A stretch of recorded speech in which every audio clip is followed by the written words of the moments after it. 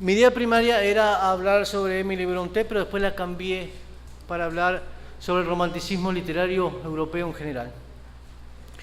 Hablar sobre el romanticismo literario europeo en general sería una tarea no solo pretenciosa, sino inabarcable. Tendríamos que referirnos a un movimiento que estuvo presente en todos los países de Europa desde la mitad del siglo XVIII, casi hasta el finales del siglo XIX, pero que de alguna manera sus características nunca dejaron de estar presentes, incluso las podemos llegar a ver en obras contemporáneas. De manera que, si pretendemos abordar un tema tan amplio como el del movimiento cultural llamado romanticismo en tan poco tiempo, lo que tenemos que hacer es centrarnos en uno de los tantos temas fundamentales que caracterizaron a ese movimiento.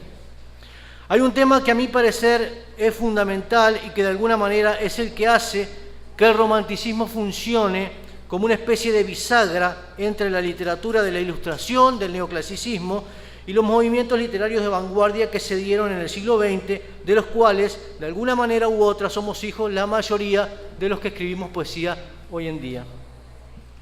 Este tema fundamental, que a su vez va a atravesar todas las obras a las que haré referencia en esta intervención, es la reflexión por parte del poeta romántico acerca de la dificultad de la expresión artística, de la dificultad de la expresión poética, de la expresión literaria. Desde las obras precursoras del romanticismo hasta las posrománticas, el tema de la dificultad de la expresión estuvo presente. Del estudio de ese aspecto del romanticismo, lógicamente que de forma muy breve, muy superficial, por cuestiones de tiempo, me ocuparé en esta conferencia y lo haré refiriéndome a 4 obras de 4 autores de distintos países que son representativos de lo que fue el movimiento romántico literario europeo. Voy a empezar con Las cuitas del joven Werther. Voy a empezar a hacer medio hablado porque si no pierdo mucho tiempo. Las cuitas del joven Werther de Goethe, una obra de 1774 que es la precursora del movimiento romántico. Ahí están los pilares del romanticismo. Después voy a seguir con alguna referencia a Keats, a Oda a una urna griega, porque me gustaría elegir escritores representativos y también de diferentes países, como un representante británico, un alemán, no un británico. Seguir con algunas de las rimas de Becker, en referencia fundamentalmente a la rima 1 de Becker, y cerrar con Baudelaire, porque Baudelaire es el que le da el paso a lo que después son las vanguardias, ¿no? Baudelaire es el primer poeta moderno, si se quiere.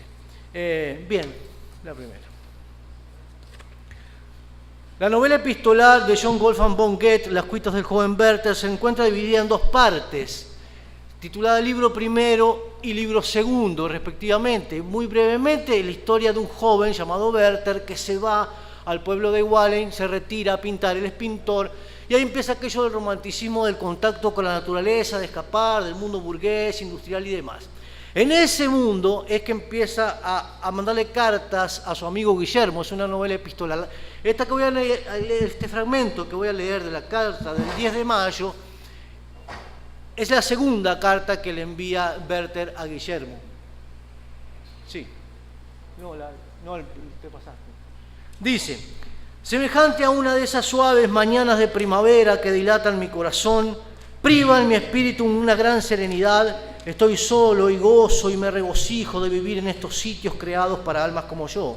Me siento tan feliz, amigo mío, estoy tan absorto en el sentimiento de una plácida vida que hasta mi talento resiente su efecto. Mi pincel y mi lápiz no podrían trazar hoy la menor línea, dibujar el menor rasgo, y no obstante jamás me he sentido tan gran pintor como hoy. Lo interesante de este pasaje es ver cómo el estado de ánimo, la vivencia de Werther, repercute en su obra, creándole un conflicto que termina siendo paradójico, porque llega a sentirse un gran pintor sin pintar absolutamente nada. No sé qué pasa con esto. Sin pintar absolutamente nada. Bien, pasemos a la otra. Después dice: oh amigo, cuando ante mis ojos aparece lo infinito, sintiendo el mundo reposar a mi alrededor y tengo en mi corazón el cielo como la imagen de una mujer querida, dando un gran suspiro exclamo: ah, si pudieras expresar, estampar con un soplo sobre el papel lo que vive en ti con vida tan poderosa y tan ardiente, si tu obra pudiera ser si pudiera reflejar tu alma como esta es el espejo de un Dios infinito, pero ay, querido amigo, me pierdo, me extravío y sucumbo bajo la imponente majestuosidad de esta visión. En este párrafo final de la carta encontramos un desdoblamiento del narrador donde el Werther, que vive la experiencia esa artística, casi mística, le dice, en el Werther que vive la experiencia, la necesidad de decirle al Werther artista lo fantástico que sería poder llegar a plasmar y a perpetuar tanta belleza.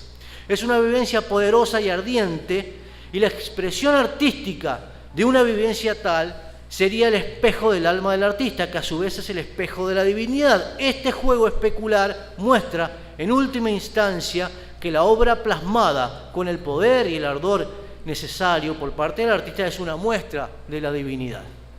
En el final de la carta, Werther se dirige nuevamente a Guillermo, al receptor, para expresarle que se siente gozosamente derrotado ante la experiencia mística. Es el Werther artista el que se pierde y se extravía ante la imponencia y la majestuosidad.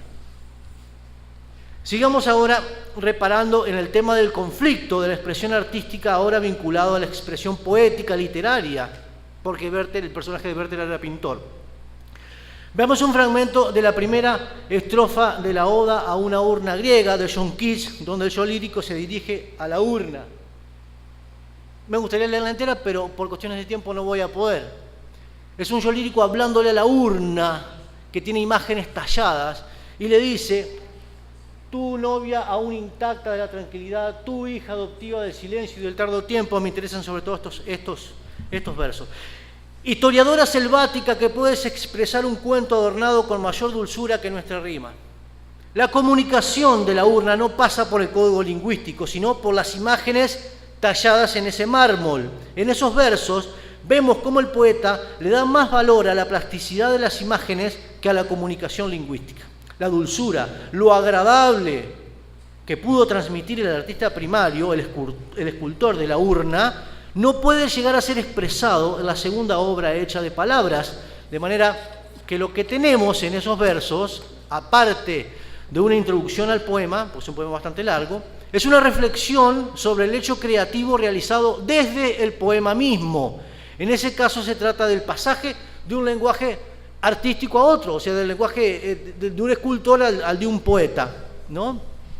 En este caso, pero si bien miramos, es la misma imposibilidad que describe Werther en la carta del 10 de mayo, cuando dice que no puede pintar frente a tanta majestuosidad de la naturaleza. Quizá quien ha expresado mejor la dificultad de la expresión total en la escritura ha sido Gustavo Adolfo Bécquer en su rima 1, donde el yo lírico refiere que lo gigante y extraño que precede a la manifestación artística debe ser expresado con un lenguaje rebelde y mezquino. La obra resultante termina siendo un pálido reflejo de lo que percibe el artista. Vamos a leer. La rima 1. Yo soy un himno gigante y extraño que anuncia la noche del alma una aurora, y estas páginas son de ese himno cadencias que el aire dilata las sombras. Yo quisiera escribirle del hombre domando el rebelde mezquino idioma con palabras que fuesen a un tiempo suspiros y risas, colores y notas. Es indudable el carácter metapoético que tiene este texto. Comienza con un yo lírico muy enfático. Dice, yo sé un himno gigante, ¿no? El verbo saber en primera persona muestra la seguridad que siente el yo lírico. No tiene ninguna duda al respecto. Ese himno, esa composición solemne, elevada, que además de contener letras también es música, es la poesía que vive configurada en su cabeza, ¿no? El himno, que es calificado con dos adjetivos muy significativos, gigante y extraño. El hecho de que sea gigante trasciende la posibilidad de expresarlo. Es algo inabarcable. A esta característica se le suma la extrañeza. El adjetivo extraño parece contraponerse a la utilización del verbo saber en primera persona, pero es que el yo lírico es consciente que el himno es algo ajeno a él y lo que no comprende es cómo esa composición sublime llegó a existir en su interior. En los dos adjetivos que caracterizan al himno se encuentra la raíz del fracaso a la que se enfrentará el poeta, porque a eso que es gigante y a su vez es extraño, el tipo lo tiene que expresar con un lenguaje que a su vez es rebelde y mezquino, ¿no? Esta imposibilidad a la que se enfrenta no es otra cosa que la imposibilidad de llegar a expresar el ideal, que ese es el tema romántico por excelencia, que es el que vengo trabajando. Lo que no pudo expresar Werther, lo que no pudo expresar Kitt, lo que no puede expresar ahora, nos dice Becker. Hay una identificación sorprendente. Las páginas son cadencias. El himno se ha perdido. De la composición solemne y elevada y unitaria, en las páginas no quedan más que cadencias tenues. Como si fuera poco, esas cadencias se enfrentan a otro agravante. El aire la dilata en las sombras. Los mínimos vestigios que podían llegar a quedar del himno se expanden, se pierden en la sombra, en el olvido. En los dos últimos versos de la segunda estrofa, el poeta le pide al lenguaje algo que de por sí es lineal, que sea simultáneo. Hay un esfuerzo en el uso del polisíndeton por superar la linealidad, pero nosotros como lectores sabemos que eso es algo imposible. El yo lírico quisiera que el lenguaje fuera una especie de quintesencia de los sentidos, pero cuando se refiere a eso no tiene otra alternativa que enumerar linealmente cuáles son sus pretensiones. Pasemos. El poema Correspondencias de Charles Baudelaire, y con esto termino, de alguna manera, con el uso de la sinestesia, logra acercarse a ese lenguaje pretendido por Becker, a esa especie de quintesencia de los sentidos. Este texto, que funciona como una poética dentro de Las Flores del Mal, porque el primer poema de Las Flores del Mal es al lector, pero eso funciona como un prólogo. El primer poema contundente de Las Flores del Mal es Correspondencias. Voy a leer solamente, lo voy a decir porque me lo acuerdo prácticamente de memoria. La naturaleza es un templo donde vivos pilares dejan salir a veces sus confusas palabras. Por allí pasa el hombre entre bosques de símbolos que lo observan atentos con familiar mirada. Como muy largos ecos de lejos confundidos en una tenebrosa y profunda unidad, basta como la noche, como la claridad, perfumes y colores, y sones se responden. Hay perfumes tan frescos como carnes de niños, dulces como el oboe, verdes como praderas, y hay otros que rompidos, ricos y triunfantes, que la expansión posee de cosas infinitas, como el almizcle, el ámbar, el benjuí y el incienso, que cantan los transportes del alma y los sentidos. Una maravilla realmente. Pasemos. Me voy a centrar solamente en este terceto. Hay perfumes tan frescos como carnes de niños, dulces como el oboe, verdes como praderas, y hay otros corrompidos, ricos y triunfantes. Miren cómo Baudelaire supera a lo que se enfrentaron los románticos. El primer verso del terceto, vemos cómo de forma magnífica el poeta logra establecer una correspondencia entre el mundo de los sentidos y los conceptos morales. Ya hay una mezcla con respecto a los sentidos. Veamos, lo fresco está relacionado con el sentido del tacto, no del olor, pero ¿quién puede negar que hay perfumes frescos? Lo notable es el elemento comparante, carne de niños, que todos coincidiríamos que es fresca, pero ¿por qué es fresca? Porque no está corrompida, no es corrupta, porque es inocente. Pero esa es una frescura que tiene que ver con lo moral, no con el tacto. También existe una metonimia donde aparece el oboe, cuando dice dulce como el oboe. Si es algo, sería el sonido lo dulce, no el instrumento. Y a su vez lo dulce está vinculado con el gusto. Bueno, le debemos mucho hoy en día a Baudelaire, yo creo, ¿no? Bien, para terminar. Ahora sí. Para definitivamente agradecerles a ustedes por la atención. Creo que, como dije al principio, de forma muy resumida, en el estudio de estos 4 textos, podemos ver la dificultad de la expresión artística sobre la que diferentes escritores románticos se ocuparon en sus obras. Bueno, entonces quise comenzar con la obra precursora, que fue Las cuitas del joven Werther, de 1774, de Goethe. Después seguir con Kitt, porque me parece más importante, a mí personalmente, de los románticos europeos, continuar con Becker, porque creo que es el que lo explica mejor en la rima 1, a esa dificultad con la que se enfrenta el poeta y el artista, y terminar con el más grande de todos, que es Baudelaire, el padre de toda la literatura moderna y de todo lo que hacemos nosotros. Bueno, muchísimas gracias. Primero que todo, quiero dar las gracias al presidente de la Asociación de Escritores de la Costa, doctor José Daniels, por haberme invitado a participar en el 16º Parlamento Internacional de Escritores de Cartagena y presentar un cordial saludo a todos los presentes. Ahora bien, la obra que presento ante ustedes se llama El fin de una ilusión. Se compone de una serie de ensayos histórico-filosóficos que versan sobre temas que van selectivamente desde la antigüedad grecorromana hasta nuestros días, en 3 tomos. Hago la salvedad que solo se trata de temas de la civilización occidental, que es la que más o menos conozco. El primer tomo contiene ensayos sobre Grecia, Roma y el Renacimiento. El segundo tomo trata sobre el descubrimiento de América, el genocidio indígena, la conquista de México, la conquista del Perú, la Ilustración y la Revolución Francesa. El tercer tomo se refiere a la Primera Guerra Mundial, la Revolución Rusa, el Tercer Reich alemán, la Segunda Guerra Mundial, la Guerra Fría, Latinoamérica y finalmente Colombia. Solo he publicado el primer tomo, del cual leeré algunos pasajes, pero también a partes de la introducción del segundo tomo, que ya está próximo a salir. Cuando yo redacté este texto, pensaba que dispondría de más tiempo, pero veo que ya no será posible extenderme más allá del primer tomo.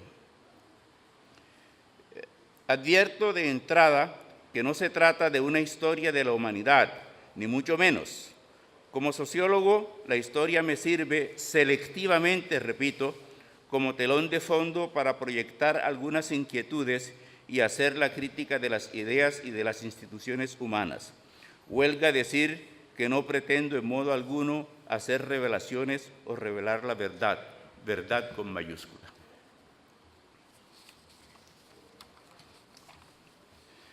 ¿Cuáles son entonces estas ideas e instituciones a las que me refiero?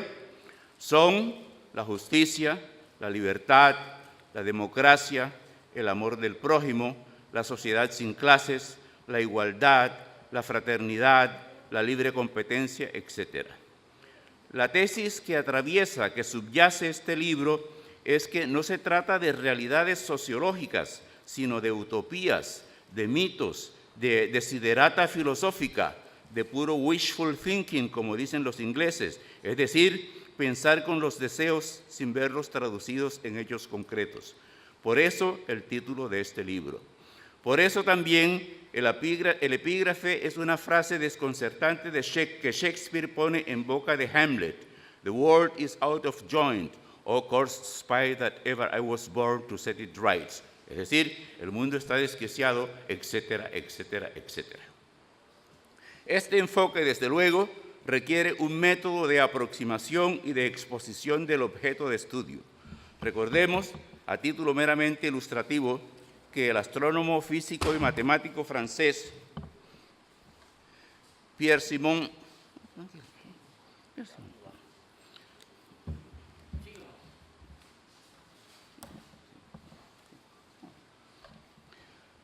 recordemos, a título simplemente ilustrativo, que el astrónomo, físico y matemático francés Pierre-Simon Laplace dijo una vez que el presente del universo está predeterminado por su pasado y el futuro es una consecuencia directa del presente.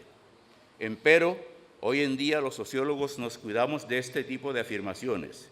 El fundador de la sociología, Auguste Comte, pretendió que la humanidad había pasado por 3 estadios de evolución: el teológico, el metafísico y el positivo.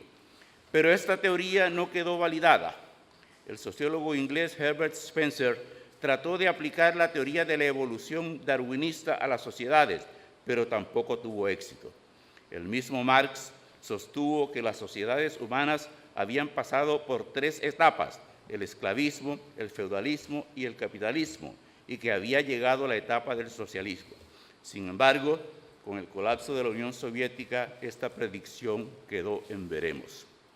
Para evitar complicaciones, yo me valí de una recomendación de uno de mis profesores de la Sorbona, George Gurvitch, a saber que el pasado y el presente, que hay que poner el pasado y el presente en un proceso dialéctico de reciprocidad de perspectivas para que uno contribuya al esclarecimiento del otro. Con todo, no pretendo otra cosa que hacer un aporte teorético más que teórico, es decir, simplemente es un ejercicio intelectual sin mayores pretensiones. pero de paso contribuir a generar entre mis eventuales lectores una conciencia histórica. En este orden de ideas, considero que los hechos del pasado no se pierden ni desaparecen, sino que se acumulan y un buen día problemas que se consideraban ya superados reaparecen con menor o mayor virulencia si no son bien manejados. Basándose en su concepción materialista de la historia, Marx afirmaba que los hechos se repiten, unas veces como comedia y otras veces como tragedia. Obviamente, dependiendo del approach, es decir, del enfoque, cada quien saca sus propias conclusiones, pero en un marco lógico y racional. Comencemos, pues. Primera lectura.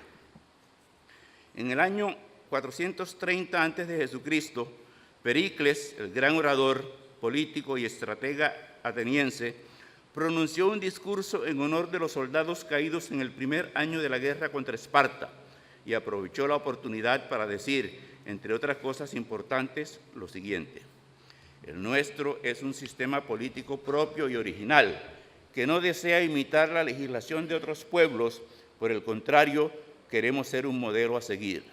El nombre de nuestro régimen es democracia, que quiere decir el gobierno del pueblo. Debido a que el Estado no depende de unos cuantos, sino de la mayoría de los ciudadanos. En lo que tiene que ver con los negocios privados, la igualdad debe cobijar a todos. En la selección de los cargos públicos no anteponemos razones de clase social al mérito personal, sino que tenemos en cuenta el prestigio de que goza cada cual en su actividad profesional. Asimismo, nadie, por el hecho de ser pobre, ha de encontrar obstáculos derivados de su condición de persona humilde para ponerse al servicio de la polis.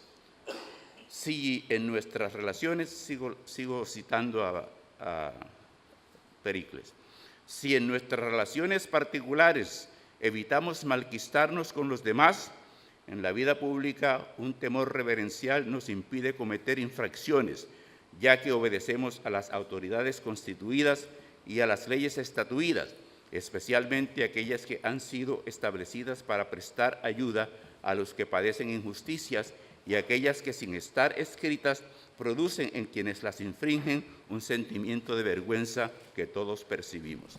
Cierra comillas. Ahora viene un comentario mío. Pues bien, si partimos de este modelo y lo comparamos con lo que vemos actualmente, es forzoso concluir que democracia no hay, y tal vez nunca ha habido, comenzando por el solo hecho que en tiempos de Pericles había en Atenas mayor número de esclavos que de ciudadanos libres. Si consideramos el primer párrafo de la Declaración de Principios de Pericles y tenemos en cuenta uno de los principales, si no el principal, componente del sistema democrático actual, es decir, las elecciones, encontramos la primera falla protuberante, a saber, la corrupción electoral evidenciada por la compra de votos, el clientelismo y la corrupción administrativa que desnaturalizan el sistema democrático.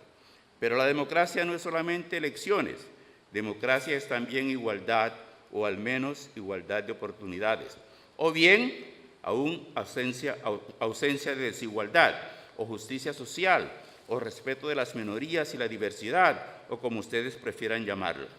Nada de eso existe.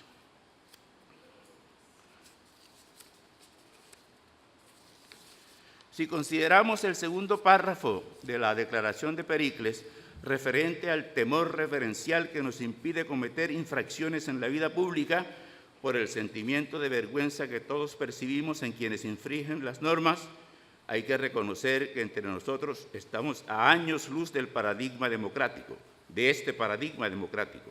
De hecho, notamos que quienes cometen desmanes y fechorías se pasean hondamente por las calles, saludando y abrazando a todo el mundo en forma impúdica, con el diente pelado, como se dice entre nosotros. Si tomamos a Colombia, verbi gracia, como patrón de comparación con el modelo propuesto hace 2500 años por el estadista ateniense, es evidente que la democracia no existe entre nosotros, por más que nos vapuleen con el término democracia. En rigor, lo que existe entre nosotros es una oligarquía, es decir, el gobierno de unos pocos. Así la define Aristóteles. Segunda lectura. Sin duda, introduzco la lectura. Sin duda, una de las figuras cimeras de la cultura griega es Sócrates, hijo de un obrero de las canteras y de una partera. Su esposa, llamada Jantipa, pasó a la historia como el prototipo de la mujer cantaletera, decimos en Colombia.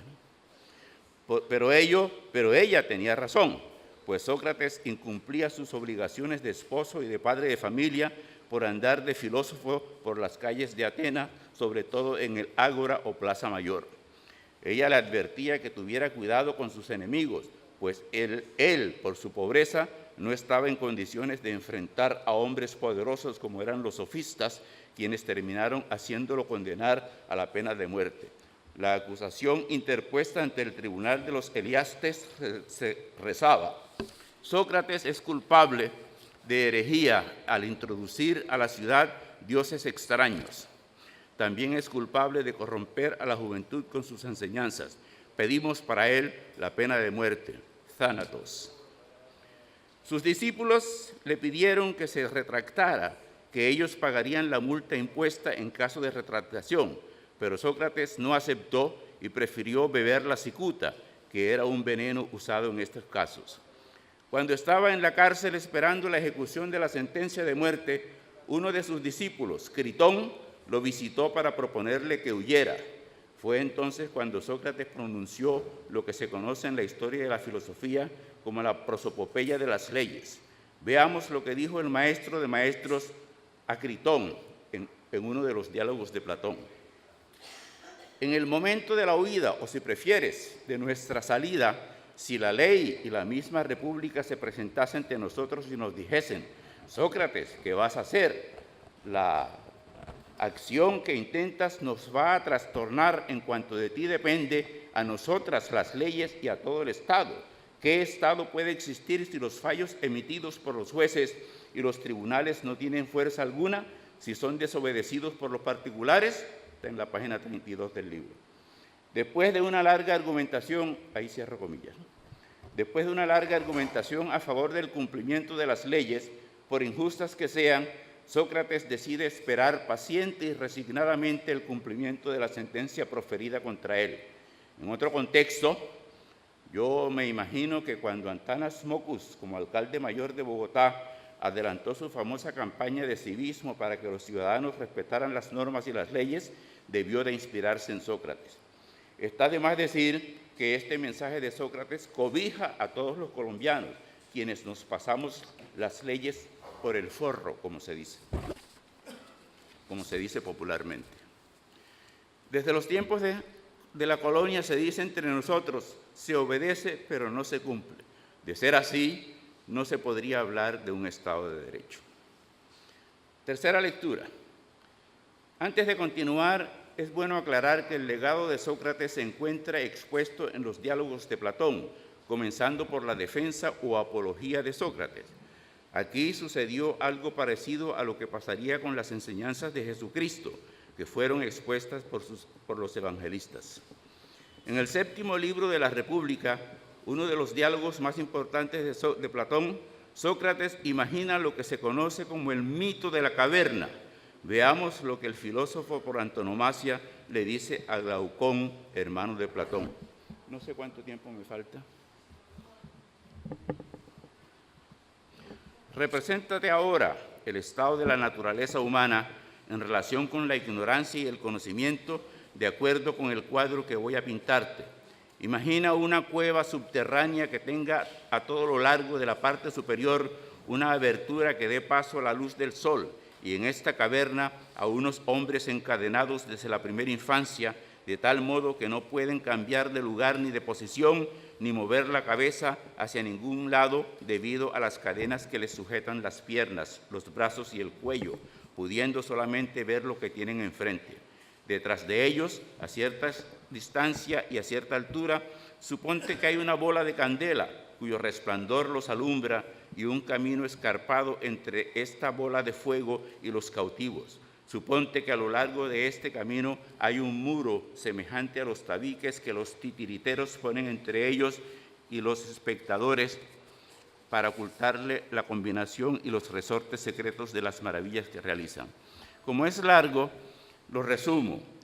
Dice Platón, dice Sócrates, que si esos prisioneros que están en la caverna y no pueden moverse de ninguna manera, sino que solamente ven proyectadas en el fondo de la caverna, por la luz que entra por arriba, las sombras de las cosas que pasan, ellos toman las sombras por las cosas reales y no por las cosas verdaderas. Un buen día son liberados, o uno de ellos es liberado, puede subir a la superficie y mirar las cosas realmente como son. Y claro, ante la luz del sol, ya visto de frente, él se desmaya y cae. Entonces comienza él a aprender la verdad de las cosas, la realidad de las cosas, que al principio no cree, porque él solamente había visto sombras anteriormente.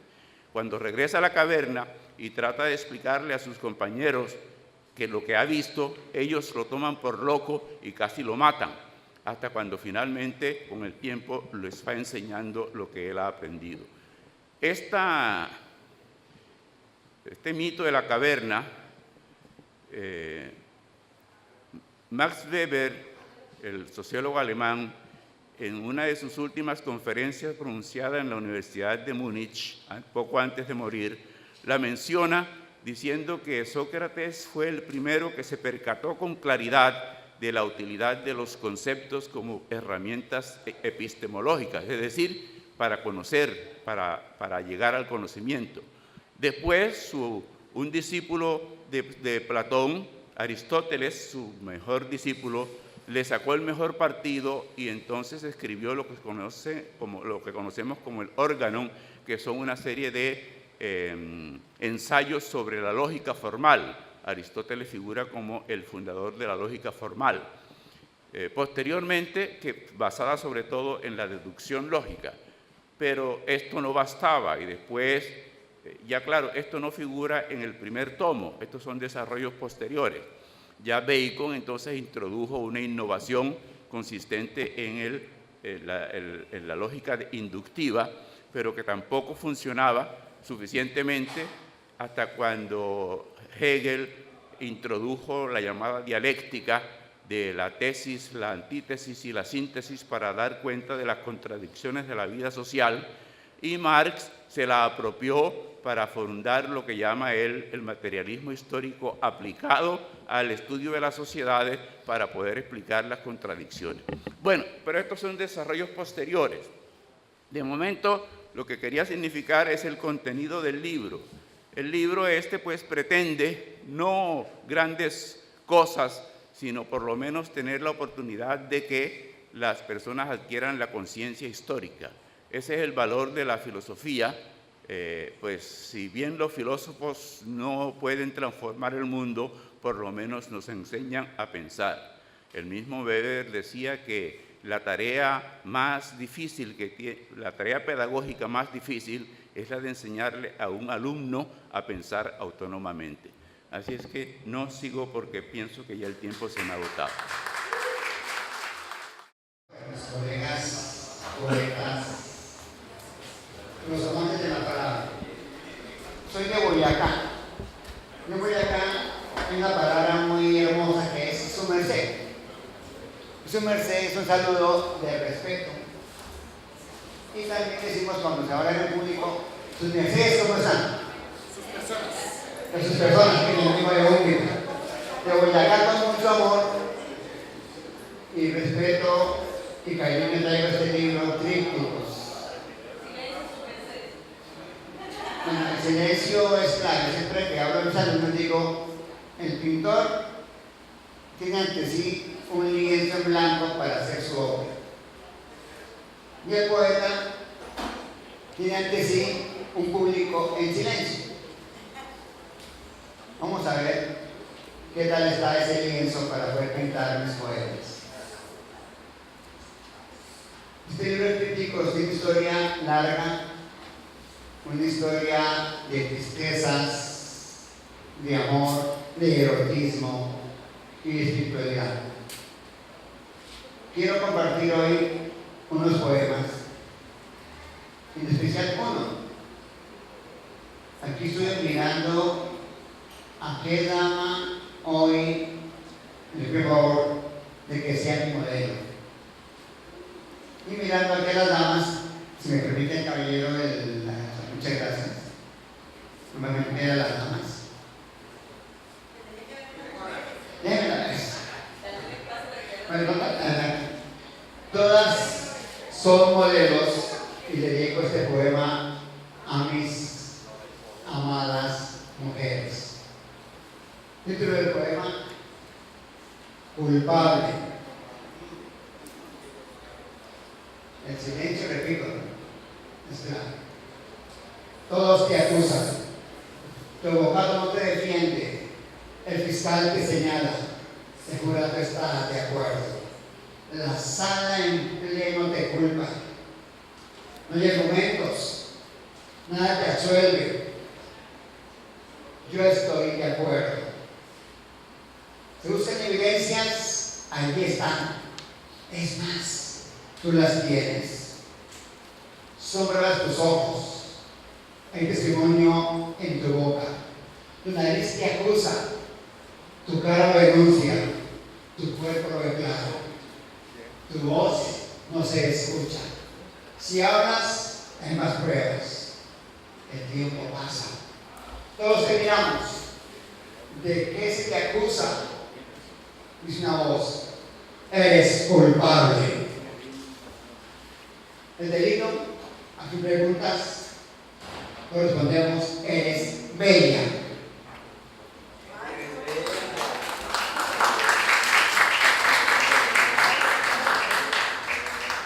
Y tengo otro poema que es para una mujer especial, que no está aquí, está en mi querida llamada ciudad fría, pero hermosa ciudad de Tunja, mi esposa. Autógrafo. Te acercas, me dices: dame tu autógrafo. Te respondo: ¿para qué? Si tienes de mí todo lo que quieras. Es más, ya lo sabes. Eres dueña de mi poesía. Insiste, dame tu autógrafo. Te respondo: ¿dónde lo coloco? Espera un momento. Tú lo colocaste en mi corazón y yo lo quiero colocar en el tuyo. Ya para terminar, estamos mal de tiempo, ¿cierto, maestro? Yo le digo cuando le falte uno. Bueno, espero que se acabe el tiempo, no me interrumpa. Perdón. Bueno, es un poema que es para casados. Solo para casados. Si solo quiero, por favor, sentar con los oídos. Título: Sabor a piel. Las fuerzas me quieren abandonar. Me esperas ansiosa. Solo deseo escucharte. Escuchas mi rostro. Te veo mal. Percibo tu preocupación. Solo arróbame con tu voz. Solo háblame. Escucho suave melodía. Ella me envuelve con sus palabras. Golpean alegres mis tímpanos. Te veo mal. ¿Quieres un vino? No. Mejor un whisky. Ya sabes cómo. Sin agua, sin hielo, sin soda. Te gusta mucho, pero hoy te daré un nuevo sabor. Espera, lo preparo. Me envuelves en tus ojos. Tu brazo en mano lleva la botella. Desapareces colocándola en tus hermosas caderas. Mírame coquetonamente. El tiempo galopa con lentitud. Intento traer una melodía. Me haces sentir relajado. Ven, David. Ya casi está listo. Empujo la puerta. Tu cuerpo acaricia la cama. Tus prendas no te acompañan. Con la botella en la mano, tu rostro sonríe. Lentamente esparces el licor en tu boca, en tu cuello, en tus pechos desnudos, luego en tu ombligo, Deshace del recipiente, extiende tus brazos. ¿Quieres beber? Mi lengua con sanidad, casi sagradamente recorre tu cuerpo marino. Hace desaparecer tus prendas, sin violencia, con ternura. Me gusta el whisky, pero más el sabor de tu piel. Buenos días. Agradecer primero la generosidad del presidente del Parlamento en permitirnos en breves minutos usar este espacio para contar una historia. No hemos venido como poetas ni como escritores. Hoy hemos venido en una responsabilidad un poco más simple, un poco más modesta. De los diversos instrumentos inventados por el hombre, el más asombroso es el libro. Todos los demás son extensiones del cuerpo. Solo el libro es una extensión de la imaginación y la memoria. Jorge Luis Borges. He sido invitado a este prestigioso evento a contar la humilde historia de jóvenes dispuestos a crear lectores. He venido a narrar el desinteresado ejemplo de unos jóvenes que ante la apatía, desinterés y poco aprecio de lo esencial que rodea nuestro tiempo, han querido rescatar dos ideas fundamentales: solidaridad y comunidad. La historia se sitúa en Chinú, municipio de Córdoba, pero puede ser de cualquier lado. Depende quién la escuche. Comenzaremos por decir que nuestros actuales días nos presentan una extraña paradoja. Seguro nos encontramos en el tiempo que más libros se imprimen o existen. También el diciente hecho que nadie quema libros, como en otrora. Y así como crecen las imprentas, asimismo aumenta el desinterés por ellos. Vale preguntarse, ¿acaso ya no encontramos los sueños, las fantasías y las verdades y la vida misma en los libros?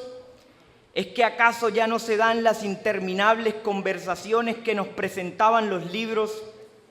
¿Será que imaginar mientras devoramos unas precisas letras se hizo más complejo? ¿O es que hablar con hombres y mujeres de otra época ya no es urgente en los afanados días que nos toca vivir? ¿Acaso hemos olvidado el ejercicio de la lectura que, decía Borges, nos hace? Señalaba Jorge Luis, asistido por la razón, uno es lo que es por lo que lee. Pero si no leemos, ¿qué seremos entonces? Seguro ya nos hemos encontrado todos aquí con la aciaga imagen de una biblioteca vacía. ¿Y los lectores? ¿Dónde están los lectores? Se preguntan los encargados de cuidar los libros. ¿Dónde están los lectores? Se preguntan los encargados de las historias y la extensión de la imaginación y el tiempo. Se quedan esperando las manos de un vertiginoso lector, los libros. Se quedan esperando sus dedos aruñando o acariciando cada página para descubrir, para saber, para encontrar. Una vez, mientras leía un libro, yo entendí que quizás había pensado cosas similares, que alguna vez había sentido cosas similares, pero era incapaz de expresarlo, era incapaz de volverlo palabras. Ese autor que fue capaz de ello se hizo mi amigo, se hizo mi cercano. Pero volvamos acaso al tema. ¿Ya no nacen o no se hacen los lectores? ¿O es que es necesario convidar a la lectura? Y entonces, ¿qué misión estamos enarbolando nosotros? Esta pregunta y reflexiones rodeó a Julito, a Paola, a Carlos, a Gary y a los demás cuando notaron que en su asoleado pueblo de la costa caribe los jóvenes no leían. Llueven libros y poemas, pero la juventud siempre usa paraguas. Esta pregunta, para iniciar sus tareas de grupo, estos jóvenes decidieron ponerse un nombre. Eligieron el de Ágora, como la plaza a la que se asiste a debatir y a discutir, y donde se dieron unos inicios incipientes de la democracia. Y discutieron como podían discutir jóvenes, y discutieron cómo hacemos para convidar a la lectura. Regresando a algunas reflexiones que sugerimos antes, ¿por qué no se lee actualmente? Los libros son olvidados ante un sinfín de formas del entretenimiento, ante todas las diversiones que rodean nuestras pequeñas pantallas. Ahora vivimos para ver pantallas. Abrir un libro es abrir un mundo mágico para caminar o volar, pero ahora preferimos no hacerlo. De las discusiones de Ágora en el asoleado pueblo surgieron mesas, muchos libros y un sitio central. Toda esta mezcolanza debe tener un objetivo: llamar a todos los jóvenes y demás y convidarlos a la lectura.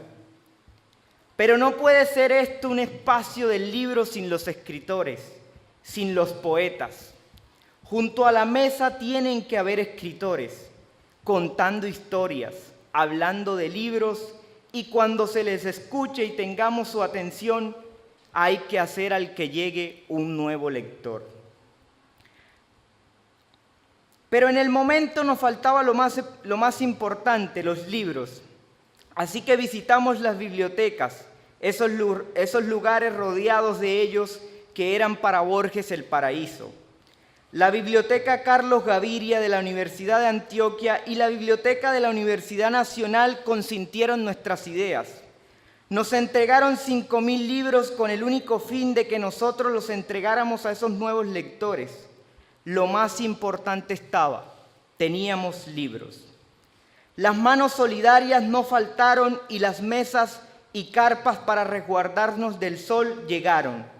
El aviso constante en las calles se hizo publicidad y se invitó en las redes.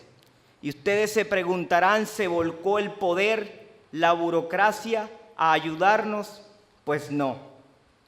Pero a pesar de esto, así fue como en un mes de diciembre, un 23, se realizó en Chinúa el primer Festival de la Lectura, que no tenía otra razón que entregar libros. Pero no solo entregarlos, era hacer que quien se llevaba un libro tuviera irremediablemente que leerlo, aunque pudiera hacer otras 1000 cosas. Esto nos convenció que los escritores no podían faltar. Todo precedido por escritores, por declamadores y por poetas, usando sus mejores armas para los que iban por ahí desapercibidos caminando, entendieran que se perdían de todo por haberse negado a ser constantes lectores. La historia que les cuento resultó bien. También invitamos a los niños y a los jóvenes a escribir sus cuentos y aquellos también podían leerlos en voz alta para todos. No hizo falta nada más, pues lo importante para ser lectores estaba: los libros y los escritores. Así hemos repetido este cuento, esta historia durante 3 años seguidos. Así hemos convencido a algunos de que leer es un viaje al que ninguno debe negarse. Hemos hablado entonces hasta el momento de una gran responsabilidad para nosotros, para ustedes. Hemos hablado de llevar libros y de convidar a ellos a estar con los que nunca han estado. Hemos insistido. Todos aquí, absolutamente todos, sabemos que el deseo de cambio, que la conciencia sólida es precedida por la lectura de un buen libro. Somos entonces responsables de convidar a la lectura. Y sabemos que es complicado y sabemos que somos pocos. Pero quisiera entonces terminar con una leyenda guaraní que nos invita a eso. Y esta leyenda dice lo siguiente: un día el bosque estaba completamente en llamas, todo se incendiaba y los animales huían, huía el elefante, huía el tigre, huía el león. Todos huían despavoridos en dirección contraria al incendio. Pero de repente vieron pasar un pequeño colibrí en dirección al incendio. En su pequeño pico llevaba una gotica de agua. Esa gotica de agua que llevaba la tiraba en el incendio y regresaba al río más cercano al bosque, iba por otra gotica de agua y la arrojaba en el incendio. Los animales al ver esta escena le preguntaron, o mejor le dijeron: ¿estás loco? ¿Qué te crees? Ridículo, que vas a apagar ese gran incendio a gotas. Y el pequeño colibrí le dijo a todos los animales: yo estoy haciendo mi parte. Así que esa es la invitación, a que todos aquí hagamos nuestra parte para que tengamos más lectores. Muchísimas gracias. Muy buenos días.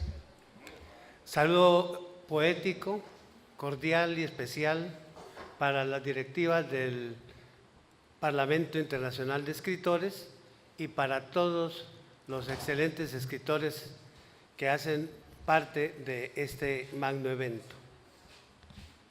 Desde la Boyacá, tierra de todos los verdes y de los hitos libertarios, le traigo ese mensaje de paz y de armonía para todos ustedes y también para esta hermosa Cartagena que nos dio ejemplo libertario con sus sacrificios y con su valentía. Por eso somos libres en este país colombiano.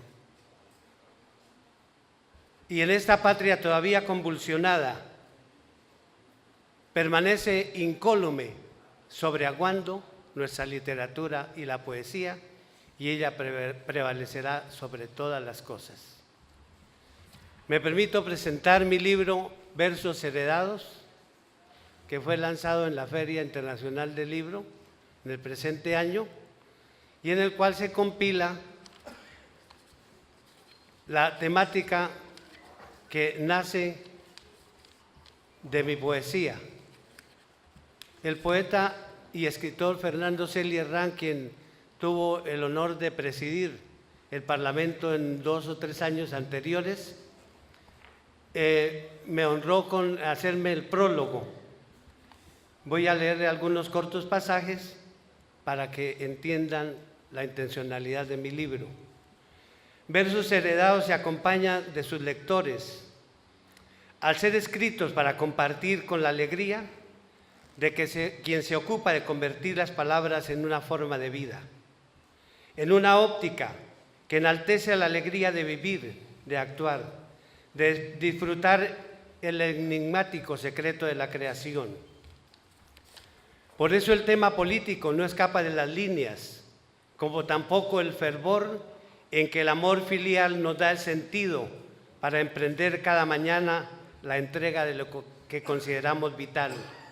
En este caso, el poder riguroso y siempre cierto de la bondad de las palabras. Algunos poemas vuelven la mirada, retroceden en el tiempo para el reencuentro con las raíces, con los amados ancestros de lo que cargamos, pedacitos de alma y de gratas genéticas. Otros enaltecen las manos de los artesanos para refrescarnos la memoria y rendir homenaje a los tejedores de los ensueños y los consentidores de los surcos milagrosos de la tierra. No olvidan estos versos a los héroes que soñaron con una libertad auténtica y que dejaron sus poros y sueños esparcidos por nuestra geografía, como tampoco ignoran la pictórica presencia femenina, blasón e insignia de la más refinada expresión poética. Recibamos entonces con júbilo esta herencia lírica de manos de Leonidas Ramírez, un hombre que es integral y que ama entrañablemente a su departamento y a su nación y que procura cada jornada que sus días la cultura alcance la dimensión que merece en el panorama de un país que requiere rediseñar sus sueños y obtener por intermedio del arte la amplitud que los dones de la naturaleza le han otorgado. Inicio entonces con el homenaje al amor. Amor por cobardía. ensimismado rumiando en mis recuerdos, alebrestados a mi poética cotidianidad, encontré en anaqueles incontados versos escritos para ti en mi aterida soledad.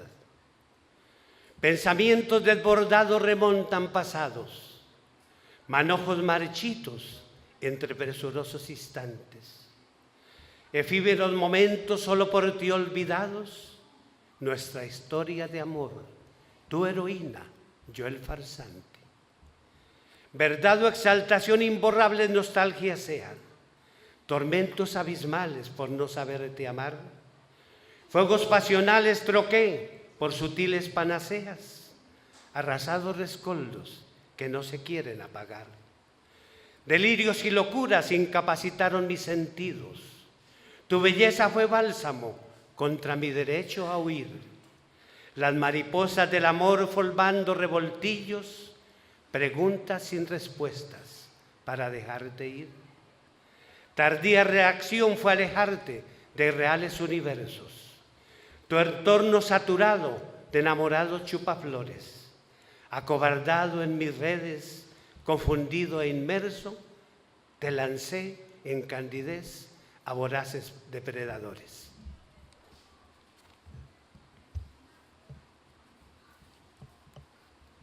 Y en esta Cartagena hermosa, homenaje al hombre de ébano, no limitado al designio de los tiempos o quizá la arbitrariedad de las fronteras, naciste libre desde su origen y comienzo, cerebro y manos para conquistar la tierra.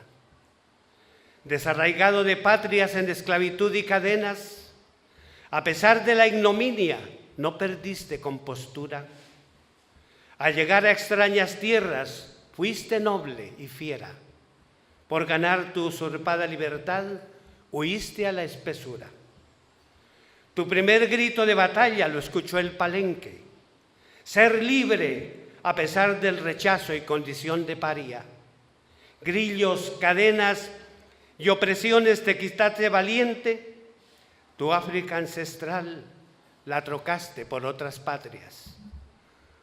Orgullo de tu raza, tus ancestros son legados, con cantos, danzas, ritos, calmas, desconsuelos, ofrendas de raza para tus hermanos colombianos.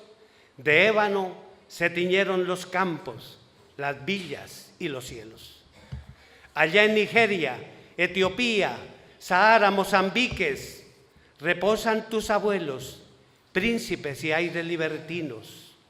El tambor y flauta de millo con el mismo repique, legado de tatarabuelos, actuación de hijo emérito.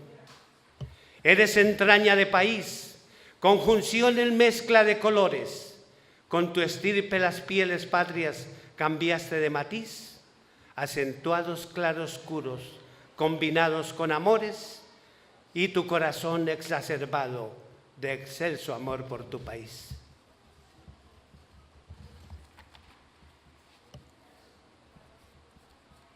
Para el célebre soldado argentino y poeta argentino, mi patria también es un barco en zozobra, hundido por intransigencia, hundido por intolerancia y irracionalidad. Entonces he dedicado estas líneas a ese tema. Mi patria, barco en zozobra, extasiado en confusión y multiplicidad de albores, interrogo a espíritus intangibles, volátiles, superfluos. ¿Qué deparará esta patria de augurios e ilusiones cuando muchas mentes y corazones yacen enfermos?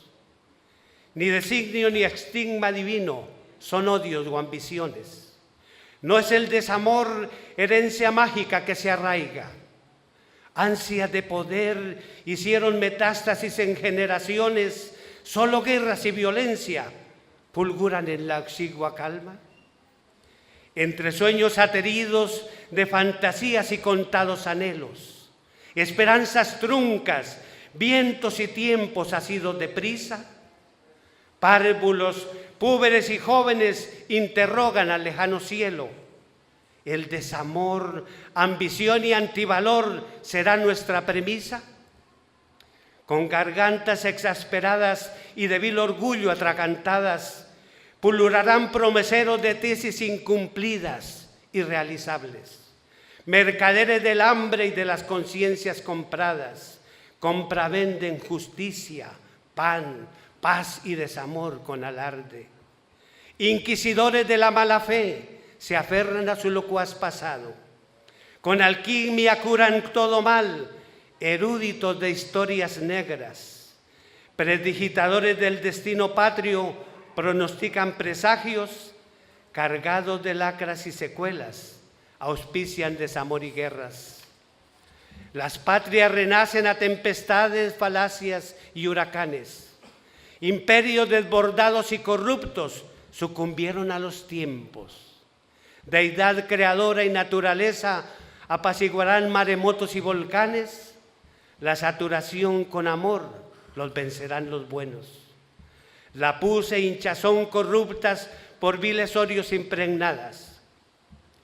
Se curarán al arbitrio del amor, el perdón y la concordia.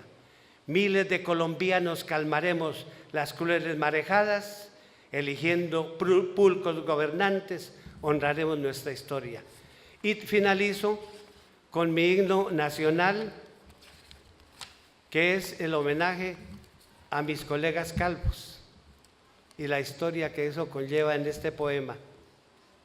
Calvo yo, que los genes, que la raza, que la herencia, brujos y yerbateros, médicos preocupados, menjurjes y preparados inventos nos da la ciencia, sin que para el mal resulte remedio apropiado.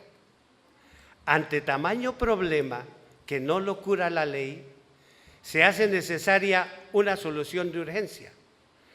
Clasificar el problema como una enfermedad del rey, pues nadie tiene la culpa que aflore la inteligencia. Con la fe inculcada en la promesa bendita, con la cabeza pelada como bola de billar, al médico dermatólogo le pedí una cita para buscar remedio y no acabarme de pelar. Irónico parece y hasta causa emoción, ya en el consultorio no pude respirar. Perdí pesos y pelos o desilusión, el galeno tenía 3 pelos sin poderse peluquear. De inmediato cambio el papel y paso a recetar. Doctor, peine usted patillas arriba sostenidas con pegante. Sombrero o cachucha debe usted comprar. Ponga 2 pelos para el lado y 1 hacia adelante. Tómese varias fotos y mírelas a toda hora. Lívese 10 goticas de resignación. Cómprese una peluca peinada a la moda o hágase un implante, pero cada pelito le cuesta $1.000.000. Muchas gracias.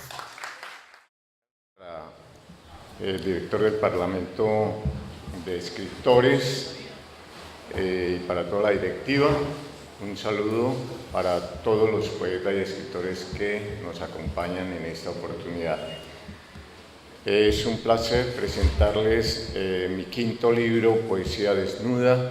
Lo presentamos también en la Feria Internacional del Libro de Bogotá y es la 3ª oportunidad que nos dan de participar en este auditorio de gran valía.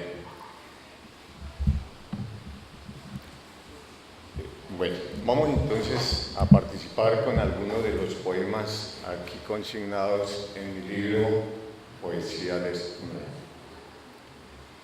Empezaremos con un poema que titulé Los ojos del mar.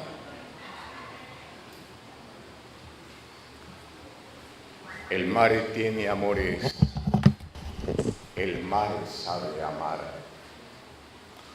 Sobre sus ondas navego en un barco de placer. De mis frescas montañas vine a saludarte, oh viejo Neptuno, a espiar el vuelo de tus corceles, la danza grácil de delfines y el canto de tus ninfas al arrullo de las olas del mar. Sé que me miras de todas partes que levantas el tridente en la tempestad y lo tiendes en la amistad. Ahora sonríes porque hay calma, el agua y el viento están en paz. Siento que mi alma tiene otra vida por empezar. Marinero en el sol naciente, marinero soy en la oscuridad. Amo el mar que baila con la luna al ritmo de un antiguo vals y temo a la mueca de tempestad. Hoy bebo en mi camarote el vino con Venus Eva en la noche de Valentín, que los lotos den sus perfumes y el fuego arda en el corazón.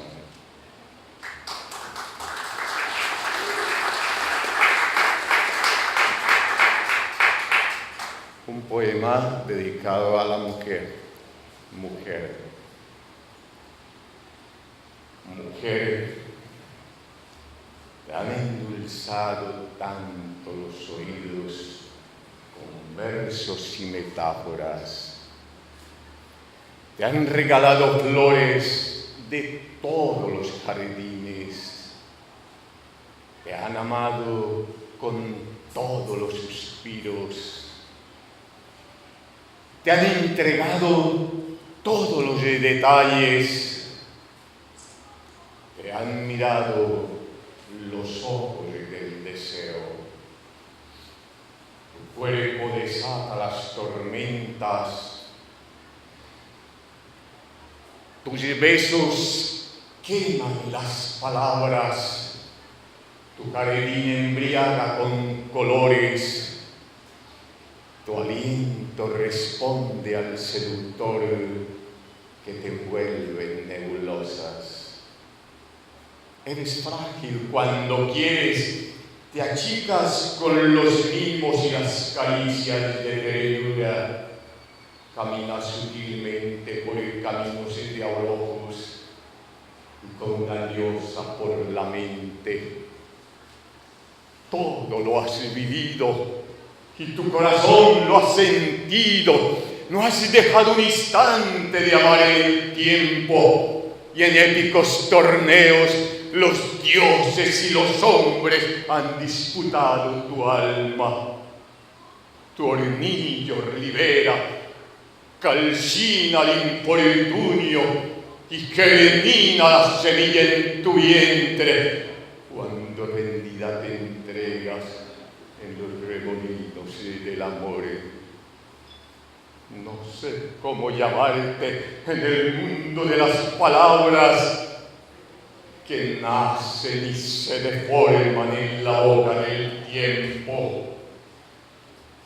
Cómo halagarte sin defraudarte.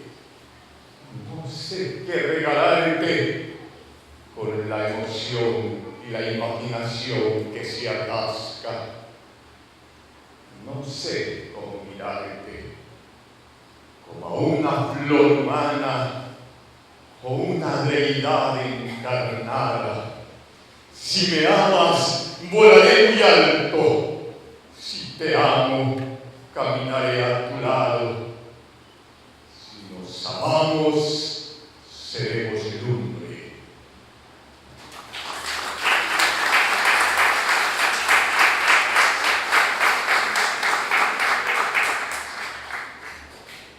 Poesía desnuda es un tema que le da el nombre al libro.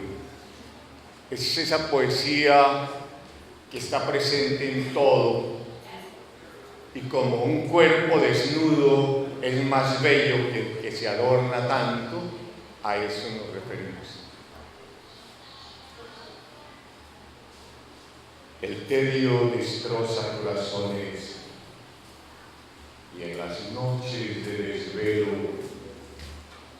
engulle las dulces imágenes de tiempos que fueron felices en la historia de nuestra alcoba. Nada despierta el ánimo cuando la juventud nos deja entre frazadas quemadas, masticando intenciones como granos tostados con molares gastados.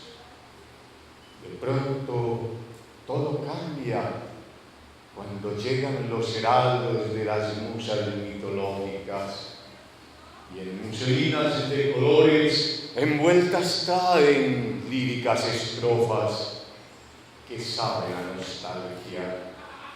No son tímidas ni lisonjeras, danzan los poemas de los lirios que abalencaron, y al pasar por mi mente se quedan en mi boca como la goma de mascare que muero muchas veces. Incertidumbre, versos cultivados por talentos mágicos en el rocío celeste, juramentos empeñados de corazones enamorados, perfumes de rosas juveniles, encuentros y despedidas enmeladas con promesas. Poema que sobrevives después de las batallas y de las francas veredades, belleza de mujer en la vejez, amor en la viudez, poesía desnuda, versos atrevidos que deja el invierno y florecen en el yermo, vida que eterniza la muerte y guarda la semilla en el cofrecito del sexo.